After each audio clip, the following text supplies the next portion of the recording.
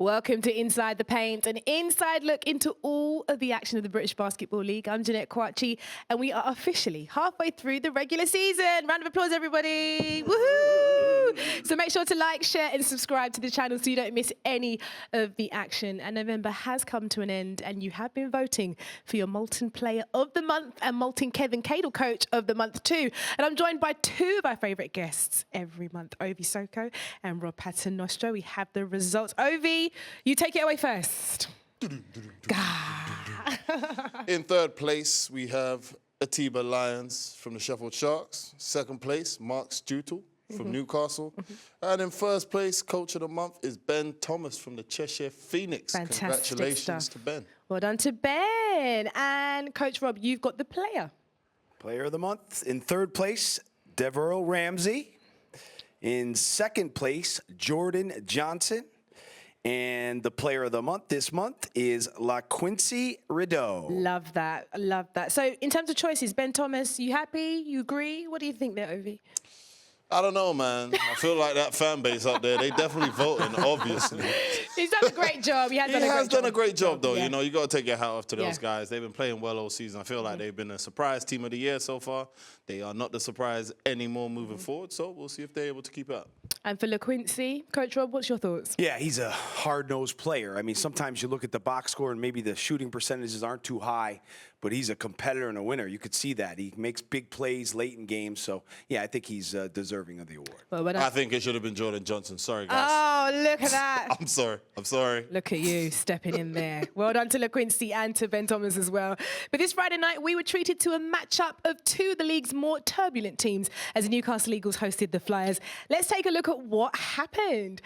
It certainly was a slow start at the Virtue Motor Arenas with the Newcastle Eagles and Bristol Flyers failing to score initially until the Eagles veteran Darius Defoe finally got some points on the board 2 minutes into the first. Both teams started to pick up the pace though, with the Flyers dominating the offensive boards and utilising every rebound to gain second chance points. The Eagles caught up on transitions using their speed to rack up 7 points from the fast breaks, and it was neck and neck going into the half with 46 points apiece. The game was still too close to call in the third quarter, with each team failing to hold on to a lead, finishing the quarter with Bristol up by 2. But the Flyers managed to start to pull away in the final quarter as frustrations got the better of the Eagles, who started to fall apart.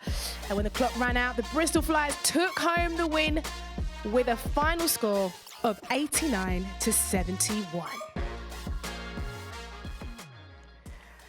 And what a game that was. Both of you watched that alongside me and Coach Rob. Like we said, it's such an unexpected season. Nobody knows what's going to happen. And Bristol, pretty much at the end ran away with it. Yeah, I thought Bristol were excellent tonight. Obviously, they didn't shoot the ball well, didn't make the three well, but they were smart. They went to their strengths. They went inside. Those points in the paints were hard for Newcastle to stop, but Bristol really won on the defensive end. That second half defensive performance was top-notch. And you pretty much called it, didn't you, Ovie? You did say you thought Bristol might be able to take it. We are halfway through this regular season. How much are we looking into Bristol's performance tonight? Yeah, I mean, they've proven that they can be a really good team. Obviously, they've been battling injuries, and Coach Rob can say, you know, he can attest to the fact of how much has to move around and how much the players are going to have to remain mentally tough and locked in to get through those patches in the season. They've had a lot of losses lately, so I feel like this game was really, really important for them, and yeah, they did the job. Well, let's see if they can carry on that momentum. We want to know what you think as well. Please do leave a comment below telling us who's impressed you so far this season. Two other games have tipped off so far in round 13, and it was a nail-biter on Thursday night when the Manchester Giants hosted the Surrey Scorches. Dan Routledge and Ant Rowe have more on that one.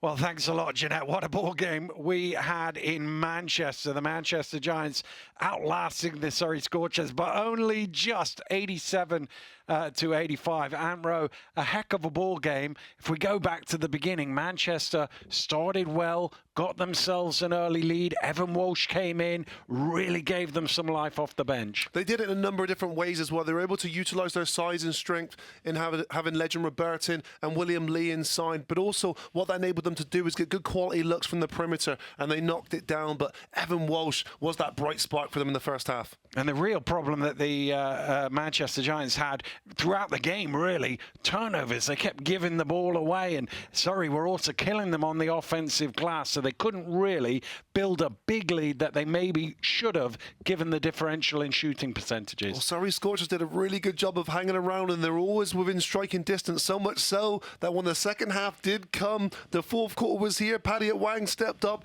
and you never really quite knew which way that game was going to go. But despite the 21 turnovers there, Manchester Giants were prolific enough on the offensive end where it didn't matter. Well, that was the thing. We got around to the fourth quarter. Surrey got into the lead. We had fourth quarter Paddy, and we thought he was going to win it, knocking down threes left and right. We did, and it was a superhero-esque performance from him. It was a type of get in the zone level of focus from him, but it wasn't enough. You know, you saw little plays that perhaps won't get credited on the stat sheet. Jamal Anderson in particular, just denying him the ball after that timeout, preventing Paddy Wang from performing more miracles. And our player of the game, Evan Walsh, coming up with the clutch play at the end, using his body well to lay in the game-winning basket. Yeah, he was deserving of it as well. Career-high 22 points for him, and plays like that as well. When you work hard, sometimes fortune falls on your lap, and Evan Walsh was that guy who closed out the game.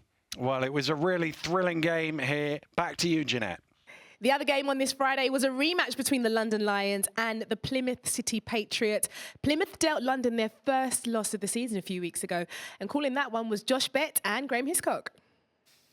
Thank you very much, Jeanette. And what a game it was tonight at the Copper Box. London Lions, top of the table here in the British Basketball League, playing the team at the bottom, Plymouth City Patriots. But, you know, Plymouth not playing like a team that was rock bottom.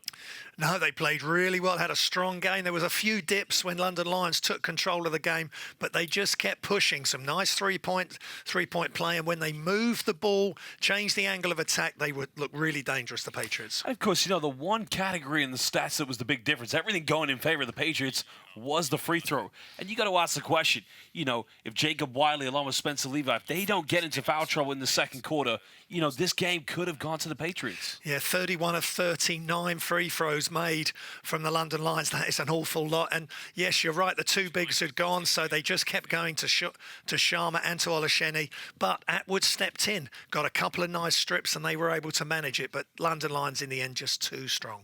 Paul James getting two technicals, getting ejected. Might have been, I know he's done it once in his career before, it's a long time ago, but at that point, you saw a better response from the Patriots players. Yeah, they really backed their coach up. Ovie Soko and Joe Hart were coaching. It was done by a committee, and they just went on a three-point onslaught, which was fabulous to watch, and they got it back to 6 points, but they just couldn't get it back all the way.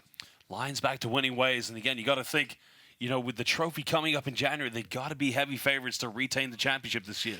It'd be interesting to see how their rotation goes for that, trying to manage the European workload as well. But they've got some great players, and they've got great players sitting at the side of the court, and they've got Sam Decker looking sharper and sharper as we go. Well, big victory again, back to winning ways for the London Lions. Thank you very much, and back to you, Jeanette. Thank you, Josh. Thank you, Graham. Well, we have a triple header to keep you busy this Sunday, starting with Sheffield Sharks hosting the Cheshire Phoenix. This is the second time these teams will face off after Sheffield took home the win for the first time they met back in round 2. Now, Ovie, both teams have been doing super well. Are they outperforming in terms of your expectations this season? I mean, there's always going to be surprises. I mean, we spoke about it a little bit earlier. Cheshire Phoenix, I feel like, has been the surprise team. But now we can't say that they're a surprise anymore. Everybody knows that they're coming. They are one of the better offensive teams in the league. And I feel like after Arian Wright, we were speaking about a little bit earlier, Rob, when he went down, I feel like that was really great for them. Ethan Chargois, he's been doing really, really well. And, yeah, they're just a offensive machine, if I'm being honest. They are doing really well. And Coach Rob, you had quite a tough loss to Cheshire last week. What should Sheffield be looking out for, based on your opinion? I think play their game. I think Sheffield plays a slower game. They take care of the ball. I think if you lose the ball against Cheshire, they're so good going the other way. So Sheffield is the type of team, I think, that commit some of the fewest turnovers in the BBL, British Basketball League. So I think if they do that again, I think they got a chance to win that game. Okay, well, hold that mic right there. I'm coming straight back to you, because the second game to tip off on Sunday will be between the London Lions and Coach Rob's Leicester Riders. And some exciting news for you, Coach Rob, a new player. Tell us all about him. Yeah, picked up Teddy Allen. He is a guy that was the MVP of the CEBL in Canada this summer. Really good league, and we're really excited about that. You know, we're certainly out there looking for players and looking for talent, and with a guy with that type of talent come available, and it was nice to snatch him up. So, yeah, it's going to take him maybe some time to get acclimated, but he certainly has the ability to really make some noise in this league. I mean, get him straight on. What are you waiting for? You know what I mean? They're messing about. And is he the guy there really to, you know, really push this Leicester team, in your opinion, Ovie? I feel like he's going to need some time to get acclimated, like Coach said, and the other players on the team, they're going to have to welcome him with open arms. I'm sure Coach Rob is already trying to do that. But I feel like once he gets comfortable, his skill set has proven to be difficult to deal with in this league. Should be a good one. Wish you the best of luck, as always, Coach Rob. And to finish off Sunday, the Manchester Giants will travel to take on their northern neighbours, the Caledonia Gladiators. And we're joined by our commentary dream team, as always, Azania Stewart and Todd Harris. Azania, Caledonia will be down a big player with Princeton Onwas being out as a result of being suspended. Is this an opportunity for Manchester to really build some momentum here?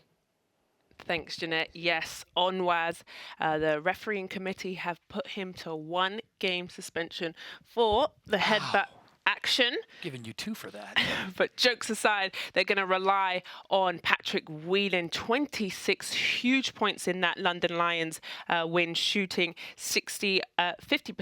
And then his 1-2 punch, the boss, 26 points also.